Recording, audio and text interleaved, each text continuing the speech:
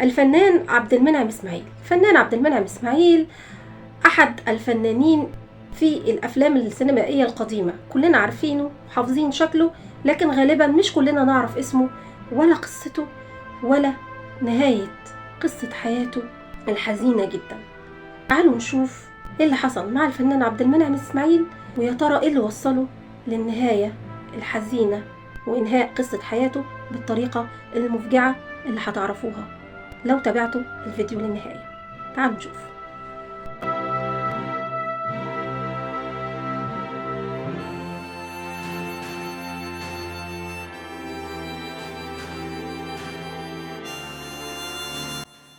ولد الفنان عبد المنعم إسماعيل في حي السيدة زينب بالقاهرة يوم 3 نوفمبر عام 1907 لأسرة بتتكون من 12 أخ وأخت، لأب بيشتغل عامل بسيط. الأسرة كانت فقيرة جدا جدا. أخوه الفنان حسين إسماعيل كنا دايما لما بنشوفهم كنا بنتلخبط ما بينهم، كان فنان في السينما المصرية برضه. اشتغل عدة مهن وهو صغير، بدأ ان هو كان بيشتغل نجار ثم عامل، وبعدين اشتغل في المطابع الأميرية، لكنه كان دايما طموح ومتمرد على حياته، مش عاوز يعيش نفس المعيشة اللي عاشها والده ولا أسرته.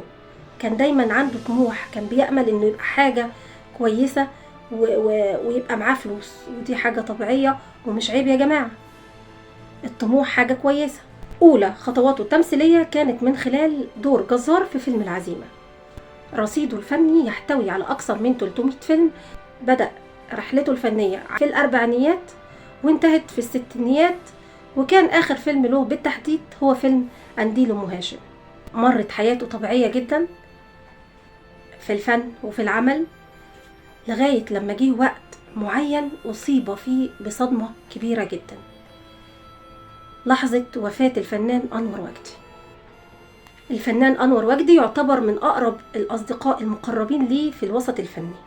فنان أنور وجدي كان عامل أساسي ومهم جدا في حياة الفنان عبد المنعم إسماعيل، كان دايما بيساعده بالملابس وبالأموال وبالأدوار السينمائية في جميع أفلامه، كان دايما ليه دور في كل أفلامه. بعد وفاة الفنان أنور وجدي حصل يعني زي ما نقول كده دروب في حياته، ما بقاش حد يطلبه في أفلامه، يدوب عمل بس دورين أو دورين في فيلمين مختلفين، وتوقفت حياته الفنية، ودخل في حالة صدمة كبيرة ومعاناة بسبب طبعا انه ما بقاش مطلوب زي الأول، ما بقاش يمثل أو يطلع في مشاهد زي زمان. لكن في قصة مشهورة عنه، القصة دي يقال والله أعلم، أنا مش عارفة حقيقة القصة إيه بالظبط، إنه وقع في غرام الفنانة هند رستم، ودي كانت سبب من أسباب انتحاره. الفنان عبد المنعم إسماعيل توفي منتحرا. انتحر يا جماعة بسببين: أولا ضيق الأحوال المادية، ضيق اليد، ويقال إنه بسبب الفنانة هند رستم. تعالوا نشوف قصته مع الفنانة هند رستم، وبعدين نشوف قصة طرد أبنائه من المدرسة. يقال إن الفنان عبد المنعم إسماعيل وقع في حب وغرام الفنانة هند رستم لما كان بيمثل معاها فيلم إسماعيل ياسين في مستشفى المجانين. وقع في غرامها وكان حب من طرف واحد، وبدأت تراوده أحلام الزواج من الفنانة هند رستم. هي في الفترة دي كانت اتطلقت من زوجها والد ابنتها بسنت، فبدأ يفكر بالفعل بالزواج منها، وأرسل لها صديق له علشان يفتحها في موضوع الزواج، ولكن هي سخرت منه وبشدة وأهانته، لأن كان في تفاوت اجتماعي بينهم هما الاتنين، ودخل في حالة اكتئاب شديدة، وبدأوا المنتجين يتراجعوا عنه ومفيش حد بقى يطلبه، وحالته المادية بدأت تتراجع، فدخل في أزمة نفسية صعبة جدا. قصته مع الفنانة هند رستم هل هي حقيقة أم من وحي خيال المعجبين بالفنانة؟ هذا لم يؤكده التاريخ. قبل وفاته بعامين ابتعد عنه المنتجين، وبدأت حالته المادية تتراجع، وتم طرد أبنائه من المدرسة لعدم قدرتهم سداد المصروفات. في يوم من الأيام كان الفنان عبد المنعم إسماعيل جالس مع أصدقائه بالمقهى، قام ودعهم وقرر إن هو ينهي حياته بإيده. وفي يوم 30 أكتوبر عام 1970 فوجئ الجميع بخبر وفاة الفنان عبد المنعم إسماعيل، أو خبر انتحاره.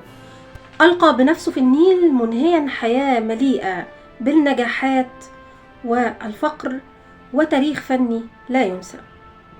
بعد وفاة الفنان عبد المنعم إسماعيل دخل أخوه حسين إسماعيل في حالة اكتئاب حادة ومات قهرا عليه من كتر حزنه على أخوه. اتوفى بعد وفاة أخوه ب4 سنوات عام 1974. ودي كانت النهاية الحزينة للفنان عبد المنعم إسماعيل والفنان حسين إسماعيل. الله يرحم أمواتنا جميعا. وفي نهاية القصة أحب أقول لكم مفيش حاجة ممكن توصلنا للانتحار.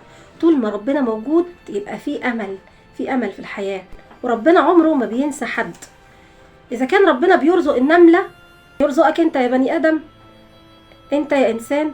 طول ما عندنا صحة وطول ما عندنا قدرة على العمل وطول ما ربنا موجود ما نفقدش الأمل. بكرة أكيد هيكون أحلى. وكلما ضاقت حلقاتها فرجت، وكنت أحسب أنها لا تفرج. لو عجبك الفيديو وأول مرة تسمع القصة دي وحابب تتابعنا، ما تنساش تعمل لايك واشتراك وتفعيل الجرس عشان يوصلك كل جديد. وانتظرونا في القصة القادمة. والسلام عليكم ورحمة الله وبركاته.